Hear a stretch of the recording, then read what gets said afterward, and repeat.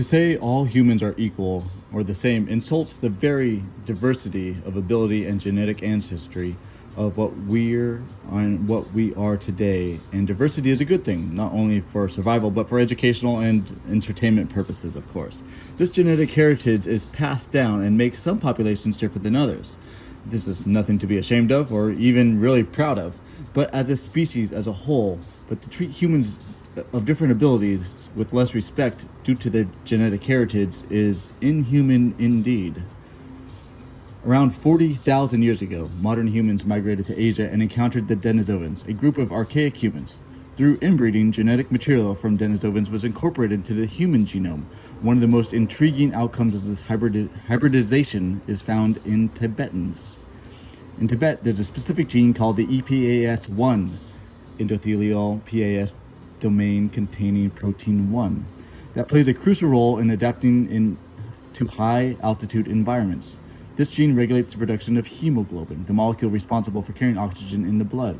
At high altitudes, elevations, these words are not interchangeable. When I was working as a ski bum in the high country Colorado, altitude was referenced in feet off ground in a plane, and elevation refers to the feet on the ground, although we use these interchangeably in this talk because most people know what I mean.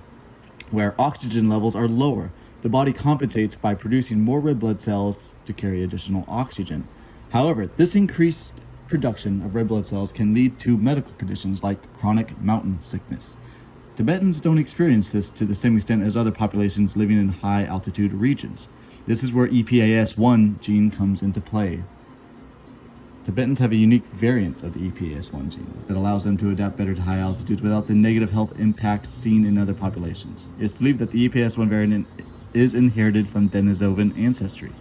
The Denisovan DNA carry genetic abilities to high altitudes, which, when mixed with the human genome, provided an advantage to Tibetans living in these harsh environments. The EPS gene, also known as HIF2A, hypoxia-inducible factor 2 alpha, plays a crucial role in responding to low oxygen levels, a condition known as hypoxia. At high altitudes where oxygen availability is reduced, the gene becomes particularly important in adapting to such environments. EPAS1/HIF2A is involved in the body's response to hypoxia by regulating the production of erythropoietin, EPO, a hormone that stimulates the production of red blood cells in the bone marrow. This increased production of red blood cells helps the body transport more oxygen, compensating for the lower oxygen levels at high altitudes.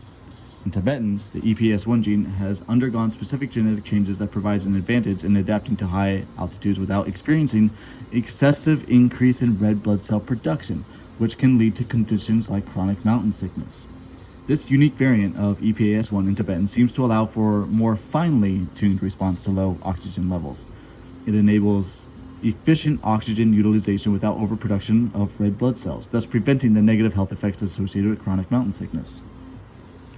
The specific mechanisms and pathways through which the variant of EPAS1 achieves the balanced response are still an active area of research in genetics and physiology. Understanding the intricate workings of this gene can provide valuable insight in how human bodies adapt to extreme environments and potentially lead to medical advantages in treating conditions related to hypoxia. The EPAS1 gene, also known as HIF2A, plays a pivotal role in the body's response to low oxygen environments. Here's a step-by-step breakdown of its pathophysiology and function related to red blood cell production, which helps reduce the risk of acute mountain sickness, AMS, in certain populations. Hypoxia sensing. EPAS1 is a key gene involved in the body's response to hypoxia, or low levels of oxygen. In situations where oxygen is limited, such as high altitudes, the EPAS1 gene becomes active. Transcription factor activation. EPAS1 codes for transcription factor, which is a protein that regulates the activity of other genes. In hypoxia conditions, EPAS1 is activated and acts as a transcription factor. Erythropoietin, EPO production. As a transcription factor, EPAS1 stimulates the production of erythropoietin. EPO is a hormone that primarily acts on the bone marrow, where it promotes the production of red blood cells. Erythropoiesis, red blood cell production. Increased EPO levels in response to EPAS1 activation signal the bone marrow to produce more red blood cells. These red blood cells are crucial for carrying oxygen from the lungs to tissue throughout the body, compensating for the reduced oxygen availability at high altitudes. Balanced response. In populations with specific variants of the EPAS1 gene, such as Tibetans, This gene variation results in finely tuned response to hypoxia. It allows for efficient oxygen utilization without triggering excessive red blood cell production.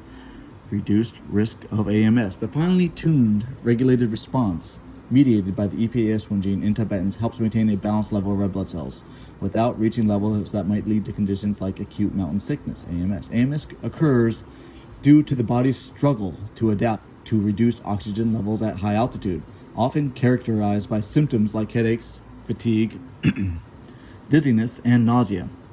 The efficient adaptation via EPAS1 variant reduces the risk of developing these severe AMS symptoms in these populations.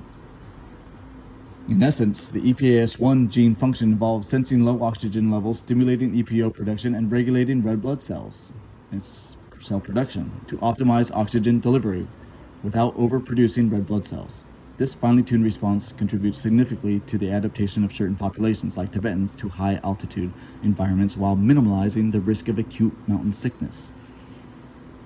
The EPAS1 gene is found in all human populations. However, the specific variant associated with high altitude adaptation, as seen in Tibetans, it is believed to have Denisovan origins, is more prevalent and distinct among Tibetan populations than some neighboring groups living in high altitude regions of the Himalayas. While this particular EPAS1 gene is more common in Tibetans, variation of this gene exists in other populations. However, these variations might not confer the same level of adaptation to high-level environments seen in Tibetans. For instance, populations living in the Andes, like the Quichua and the Aymara, people have also developed adaptations to high altitudes, but through different genetic pathways. Their genetic adaptations involve altering in genes related to oxygen binding and utilization, such as genes encoding for hemoglobin, which allow for better oxygen transport in low oxygen environments.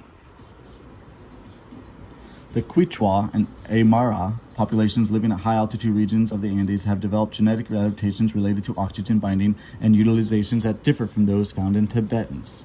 One of the key adaptations observed in these populations involves alterations of the gene related to hemoglobin, a molecule responsible for carrying oxygen in the blood. Specifically, they have variants in gene associated with hemoglobin production and function. At high altitudes where oxygen levels are lower, the body compensates by increased production of red blood cells and altering the structure of hemoglobin to enhance its ability to bind and release oxygen efficiently in low oxygen environments. However, excessive increase in red blood cells can lead to health complications like chronic mountain sickness. The adaptations in hemoglobin genes among the Quichua and Aymara populations help optimize oxygen uptake and deliver without causing excessive increase in red blood cell production. These gene variations in hemoglobin-related genes allow for better binding and utilization in low oxygen environments, facilitating adaptations in high altitudes of the Andes. The erythropoietin receptor, EPOR, gene is situated in chromosome 19 in humans. To be more specific, it's located on the long arm, Q arm, of chromosome 19 at position 19q13.2. This gene provides instructions for creating the erythropoietin receptor, which is crucial for responding to erythropoietin and regulating red blood cell production. One of the key genes involved in this adaptation of EPOR gene, which codes for the erythropoietin receptor. Erythropoietin, EPO, of course, is a hormone that regulates red blood cell production in response to low oxygen levels. The EPO gene encodes for receptor EPO. The variations in this gene and high elevation populations like Quichua and Aymara contribute to their adaptations to low oxygen environments. These specific variations in the EPOR gene enhance the sensitivity of red blood cell precursors, erythroid progenitor cells, to EPO. This increased sensitivity allows for a more efficient response to low oxygen levels. As a result, these populations can produce and maintain optimal levels of red blood cells without experiencing excessive increase that might lead to health issues like chronic mountain sickness. The adaptations in the EPOR gene are among the Quichua and Aymara populations are part of a complex network of genetic changes that help regulate red blood cell production and optimize oxygen delivery in high altitude environments. These adaptations contribute to their ability to thrive in regions where oxygen availability is limited. These genetic adaptations are specific to these populations and have likely evolved over generations in response to unique environment pressures at high altitudes in the Andean region. Studying these genetic variations provides insight into how different human populations have adapted to similar changes of living in high altitude environments through distinct genetic pathways. So while the EPAS1 gene is present in all human populations, the specific variants associated with high altitude adaptations and the extent of their prevalence among the varying different groups, reflecting the diverse ways in which humans have adapted to environmental changes over time. This fascinating hybridization highlights the evolutionary advantage of genetic diversity and how ancient interbreeding events between different human groups have contributed to our ability to thrive in a diverse environment.